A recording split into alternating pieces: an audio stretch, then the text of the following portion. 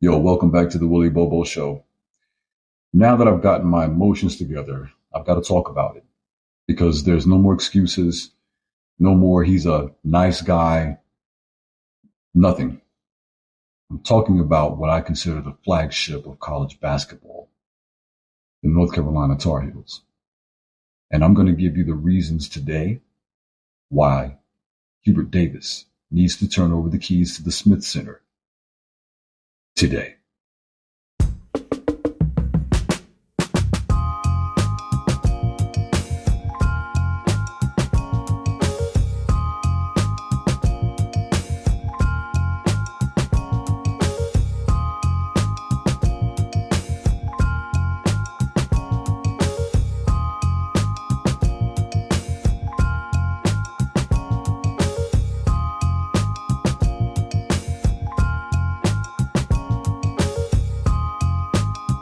Let's talk about the VCU disaster. Greenville was the final straw. The question is, how do you let a 19-point lead with 15 minutes left to go lose to an 11 seed? You see, that isn't just a loss. That is a coaching collapse. There were no adjustments. VCU went on a 19-5 run to close regulation. Where were the timeouts, Hubert?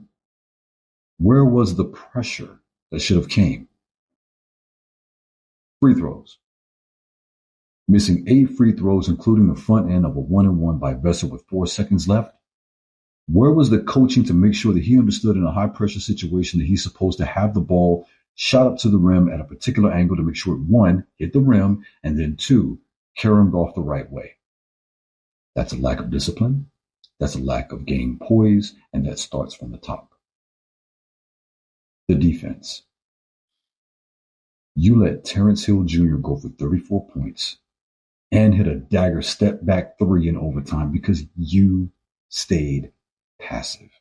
You only ran with 6 dudes. So that lets us know that you only got 6 dudes on that bench that you actually trust that can play basketball. That means that you are not a good recruiter. You didn't double the point guard. You didn't trap him. You just watched the lead evaporate. The Caleb Wilson factor. Don't tell me about injuries, because yes, we know that losing Caleb Wilson was a hit. But a real coach adjusts. Since Caleb went down in February with that thumb injury, this team has been a complete ghost of itself. Look at what we lost when he was on the floor. I'm going to break it down.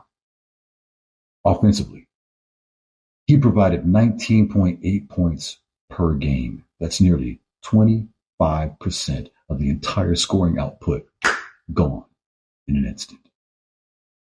Defensively, he led the team in blocks at 1.4 blocks per game, steals at 1.5 steals per game. Excuse me. Pardon me, y'all. So that goes to show that without him, our defensive rating plummeted from top tier to 5th in the ACC.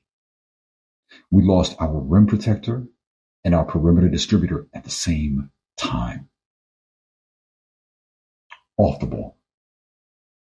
He was the engine off the ball. He led the team in rebounds at 9.4 and remarkably led an assist also at 2.7 for a big man. That's 31.4 player efficiency rating that vanished.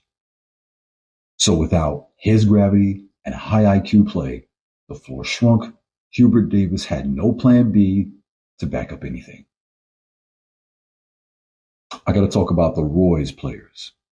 Reality check. You got to keep it 100.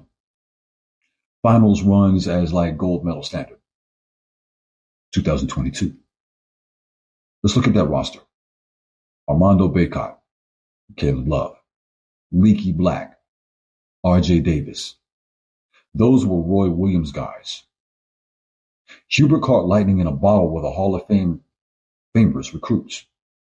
Because let's remember, he won with Roy's boys.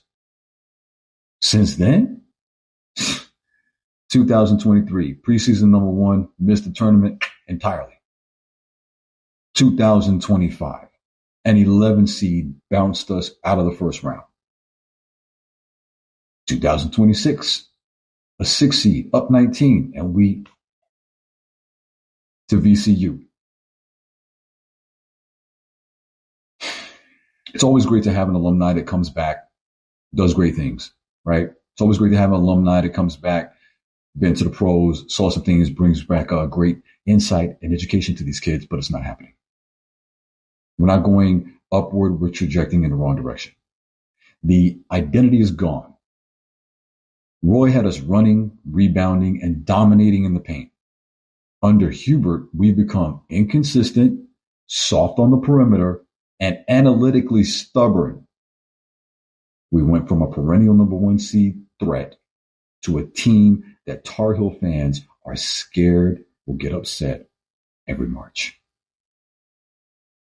It's not the North Carolina way. So here's my replacement shortlist. If I'm the AD, I'm making 3 calls before the team plane even was supposed to land back in Raleigh. There should have been 3 calls made. 1, Todd Golden, down in Florida. He's a hot hand. Just won a national title at Florida before the age of 40. He knows the portal. He knows NIL.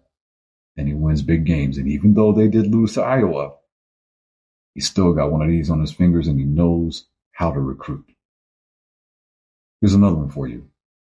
I'm bringing the SEC to the ACC. Nate Oates.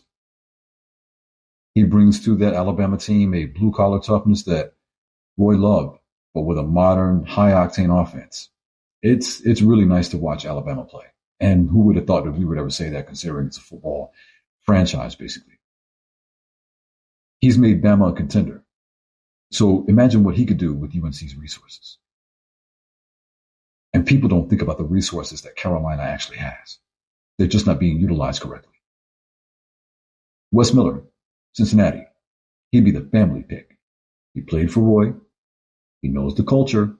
And he's a proven winner. So if you want to get back to the UNC roots with a coach who actually makes adjustments, I feel he's the guy. Look, all in all, man, it's time to stop the bleeding. Hubert.